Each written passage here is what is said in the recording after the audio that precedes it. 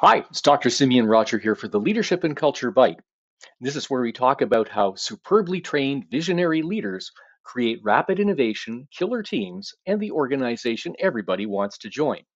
Now, you'll notice from the title what we're talking about here is the leader's playbook for defeating narcissists, bullies, and dishonest negotiators. Now, this is just about every leader's worst nightmare because very few leaders are prepared to deal with the situation. Very few people in positions of leadership have ever been trained in this. And yet it's critical because it's going to happen to you at some point. And this is being played out for us right now on the world stage in a magnificent, if horrible and ugly way. So let's take a look at that. Last fall, Russian President Vladimir Putin comes out of the gate very suddenly with very strident demands. He's saying, Russia is threatened by the West. We have security concerns. You must accede to our demands. And this message is very loud. It's very emotional in tone. It's a huge verbal onslaught. And simultaneously with this loud verbal onslaught is a military buildup. So in other words, what Putin is doing, he's using threatening language, but he's also taking threatening action. Both were very important. Threatening language and also threatening action to prove he was serious. And of course, as I said, this included strident demands, but these were ridiculous demands, demands that he well knew his interlocutors in the West, NATO in other words, would never accede to, could never accede to. And this was repeated constantly through every state media channel, every Kremlin official. It was very well orchestrated. The same message constantly repeated. Same simple message. We're threatened. We have security demands. If you do not accede to our demands, there will be consequences. On and on. Now, this was designed as a shock campaign, okay, from the outset. It was designed to shock Western leaders and keep them on the back foot, keep them reacting to Putin, which is exactly what happened. Because perhaps they didn't deploy the one very powerful tool that they need to use, you need to use if you're ever at this point. So when you're facing the onslaught of the bully, the narcissist, the dishonest negotiator, the first thing you do is this. Very simple. You take a deep breath and you ask yourself one simple question. What should this look like? If this were discourse between civilized human beings, what would this look like? You'll pretty quickly come to the conclusion this ain't it. And that tells you something very key. That tells you this is not normal negotiating. This is somebody with an agenda who's willing to do nearly anything to get what they want. And right there, you know you have to change tactics. So that's what makes this one question so powerful. It distinguishes one scenario from another, and it makes things very clear for you. Now, all of this, by the way, was everything Putin did was straight out of Hitler's playbook, Adolf Hitler's playbook in 1938.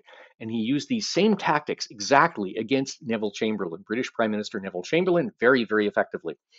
So what happened here? What were the effects of Putin's strategy? Well, first, what his strategy did was it caused Western leaders, did not force them, but caused them to focus very narrowly on one thing, de-escalating Putin. Let's talk him down. We have to talk him down. We have to prevent war. And they began to focus very narrowly on this, which is exactly what Putin wanted. Exactly.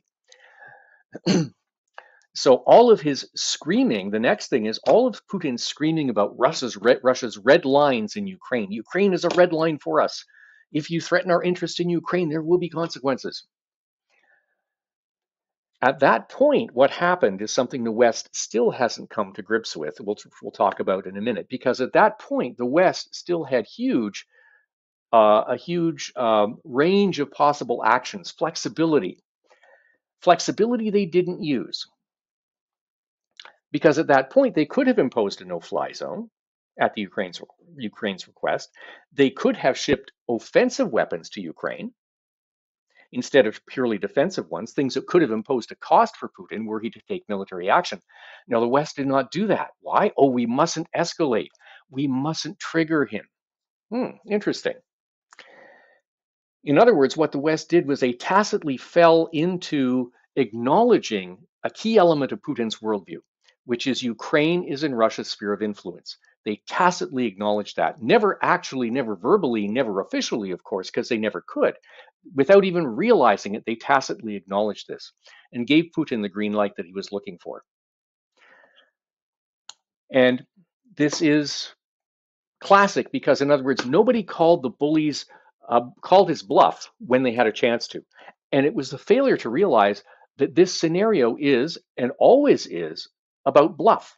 It's always a game of poker. It's always a game of chicken. And if you're the first one to flinch, you will get exactly what you didn't want. You don't want war, but you flinch. You get war. It's what happened to Neville Chamberlain. It's what happened to the West. There we go. Very simple.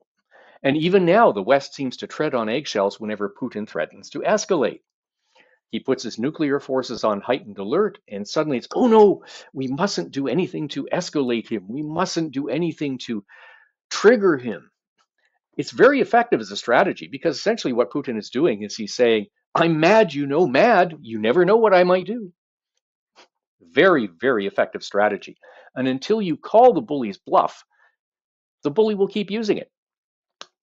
So whenever you're faced with the narcissist, the bully, the dishonest negotiator, the first thing you have to do is ask yourself this one question: what should this look like? That'll tell you from that moment on what you're dealing with: rational negotiation, in good faith, or someone who's trying to use brute force to get what they want. The second thing is ask yourself this: who has the initiative here? Do I have the initiative, or does the bully? Who is reacting to whom? And keep asking yourself that question throughout this entire encounter. Keep asking yourself that question. If the answer is the other person has it, the bully has the initiative, you're not well placed to keep going. Okay, but we'll get you out of that in a minute. Number 3, ask yourself, am I being intimidated by the posturing and threats? In other words, is all this posturing and all the threats and posturing by the other side, is it affecting how I react? If it is, there's a problem. And number 4, and this one's lovely because this one turns the tables for you. Ask yourself this one simple question: what unexpected thing can I do to put the other party on the back foot, to take away the initiative, to show strength? What can I do? What unexpected thing can I do? Once you know the answer to that question, it's a whole new ballgame. That's it for now. I'm Dr. Simeon Roger, and thanks so much for joining us. Be sure to keep an eye out for a new ebook on self-leadership. Our self-leadership ebook is coming out soon. And as I said, we'll have more videos this week. Another one will actually be looking at the Russia-Ukraine situation in more detail. That's it for now. Have a wonderful day. We'll see you soon.